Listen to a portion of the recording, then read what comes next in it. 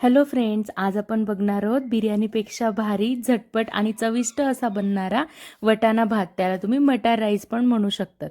तर चला आपण बघूया काय काय साहित्य लागतं त्यासाठी.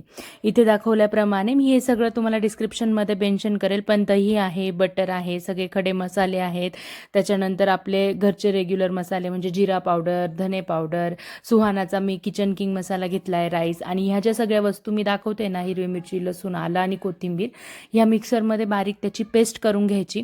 उभा चिरून घेतलेला कांदा आहे तो आपल्याला म्हणजे तळून घ्यायचा आहे बिर्याणीला जसं घेतो. आणि ह्या सगळ्या गोष्टी बाकीच्या पण फोडणीमध्ये टाकणार आहे. आणि राईस मी भिजवून घेतला आहे. आपला नॉर्मल जो खिचडीचा राईस असतो तो घेतला आहे मी. बिर्याणीसाठी बासमती राईस घेतो तो नाही घेतला आहे. आणि पाणी घेतलं आहे. कुकरमध्ये ऑइल टाकलं, ते छान गरम झालं की ते चेक करून घेतलं. आणि त्याच्यानंतर उभा चिरलेला कांदा त्याच्यामध्ये टाकून तो छान एका रंगाचा असं म्हणजे फ्राय करून घेतला, ब्राऊन होईपर्यंत.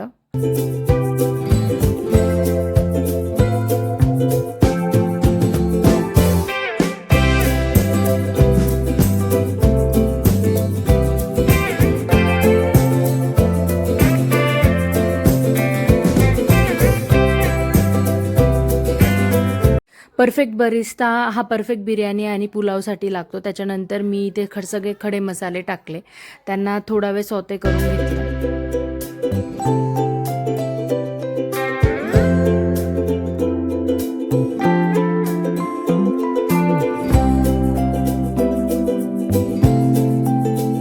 त्याच्यानंतर सगळे व्हेजिटेबल्स वगैरे त्याच्यात ॲड केलेत. बारीक चिरलेला कांदा, बटाटा, टोमॅटो वगैरे ते सगळं ॲड करून चांगलं त्याला परतून घेतलं.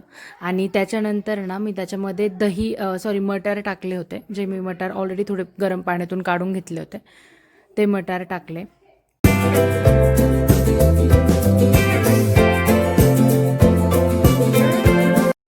तुम्ही इथे बघू शकता की किती छान असा क्रिस्पी झाला आहे तो कांदा जो मी तळलेला होता.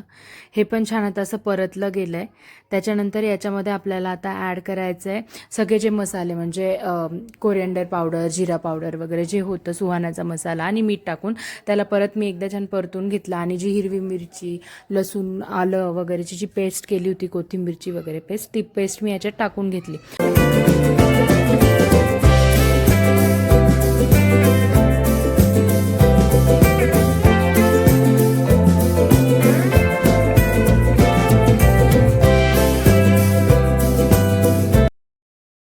ते असं छान परतलं गेलं, त्याचं तेल सुटल्यानंतर आपल्याला त्याच्यामध्ये दही आणि बटर टाकायचं. हे मला खूप आवडतं, तुम्ही ट्राय करून बघा नक्की. दही आणि बटर टाकून एकदम खूप छान स्मूथ अशी टेस्ट लागते त्या बिर्याणीची, किंवा पुलाव, व्हेज पुलाव म्हणू शकतो, मटर पुलावची.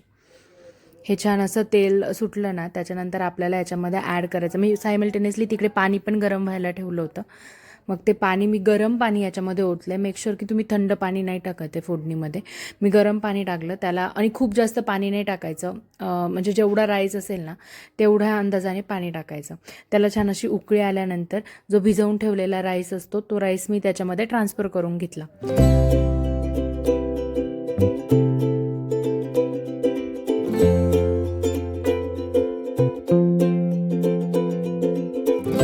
हे तुपामध्ये तळून काजू होते, ते काजू मी टाकले. त्याच्यानंतरचा जो बरिस्ता ठेवलेला होता तो मी बरिस्ता वरून ॲड केला.